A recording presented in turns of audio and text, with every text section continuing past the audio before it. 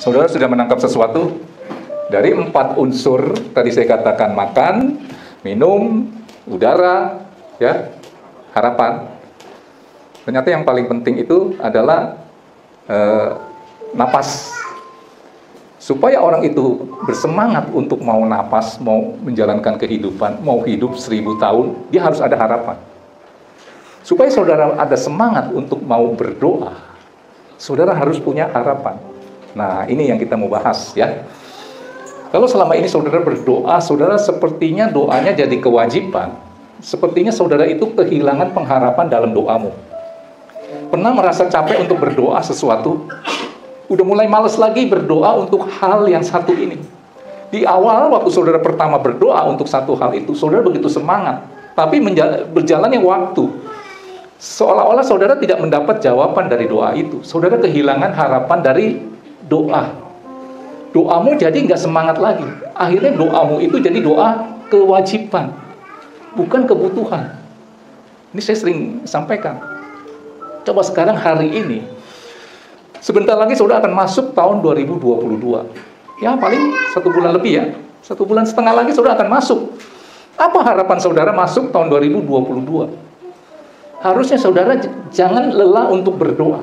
Percayalah, kalau saudara menemukan satu rahasia bahwa di balik doa selalu ada sesuatu yang luar biasa.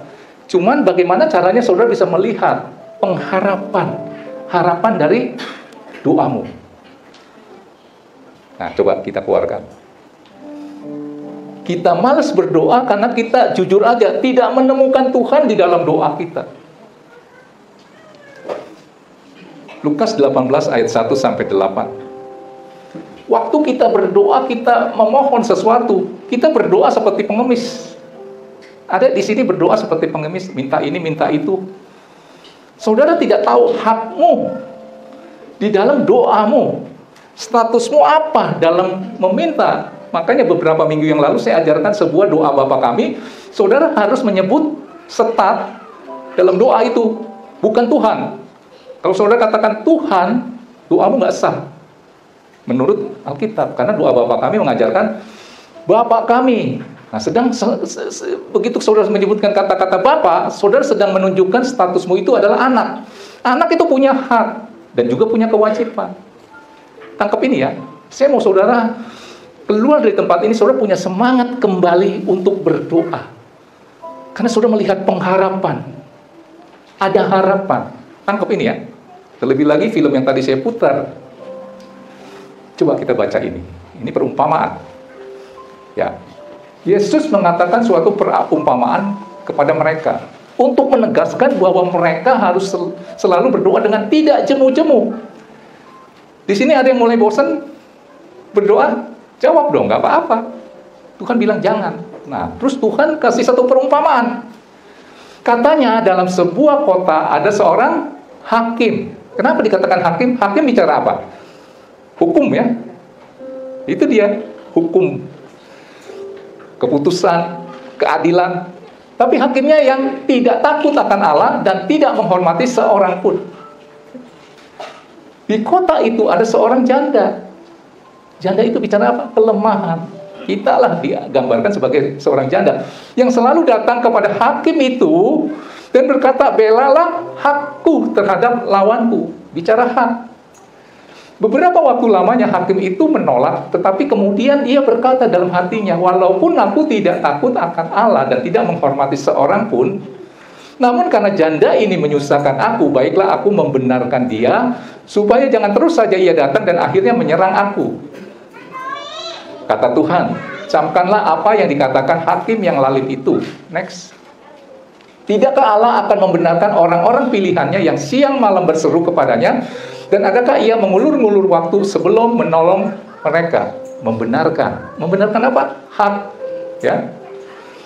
Aku berkata kepadamu, ia akan segera membenarkan mereka. Akan tetapi jika anak manusia itu datang, adakah ia dapati iman di bumi? Nah, kita mau bahas ini. Saudara, kenapa jadi capek berdoa? Tadi saya katakan, saudara tidak menemukan Tuhan di dalam doamu. Ini saya sering sampaikan. Dalam doamu, kenapa nggak ketemu Tuhan? Harusnya saudara ketemu Tuhan dengan menghadirkan Tuhan dalam doamu dengan memperkatakan firman. Ini sang firman ini adalah pribadinya Allah. Tangkap ini ya.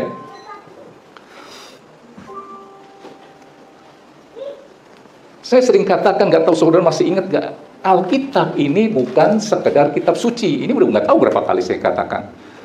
Ini adalah kitab perjanjian dibagi dua.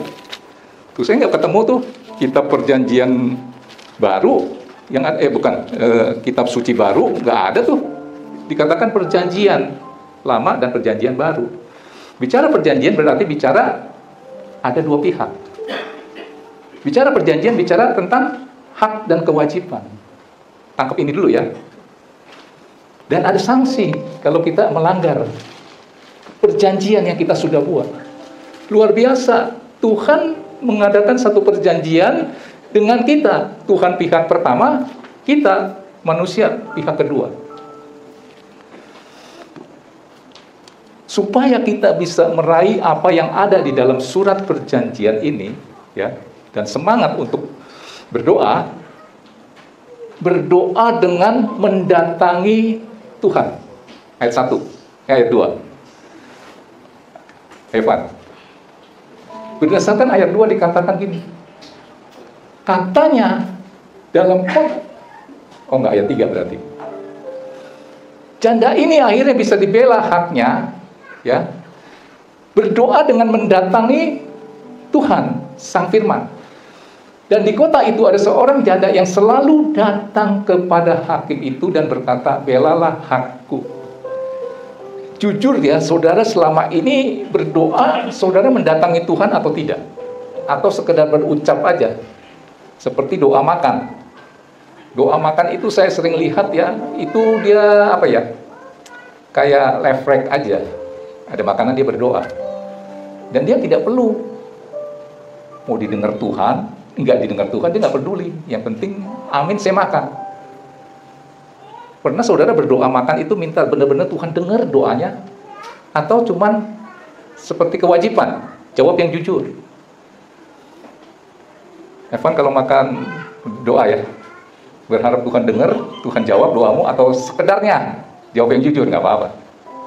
Sekedarnya, mau didengar Tuhan ya boleh, nggak dengar juga nggak apa-apa, bener nggak? Tapi tanpa kita sadari, doa yang kita lakukan mungkin di pagi waktu mau tidur juga bisa seperti itu. Artinya berdoa tanpa mendatangi Tuhan. Ya, tadi saya katakan menghadirkan Tuhan dalam doamu dengan memperkatakan firman. Jadi kalau doamu itu ya dari A sampai Z itu perkataanmu semuanya, perkataan Tuhan yang nggak ada. Doamu itu nggak ada kuasa. Saya sering katakan harus dikombinasikan. 50% pakai perkataanmu, 50% pakai perkataan Tuhan. Perkataanmu biasa saja, perkataan Tuhan itu luar biasa. Saudara gabungkan jadi satu, maka doamu itu menjadi doa yang berkuasa. Kenapa? Ada perkataan Tuhan. Makanya di Matius 7 ayat 7 boleh dikeluarkan sesaat. Kita harus masuk di dalam dimensinya Allah. Mintalah, maka akan diberikan kepadamu. Carilah, maka kamu akan mendapat. Ketoklah, maka pintu akan dibukakan. Kita minta, kita mendatangi Sang Firman, yaitu Tuhan. Ya ini, carilah, ya cari dong.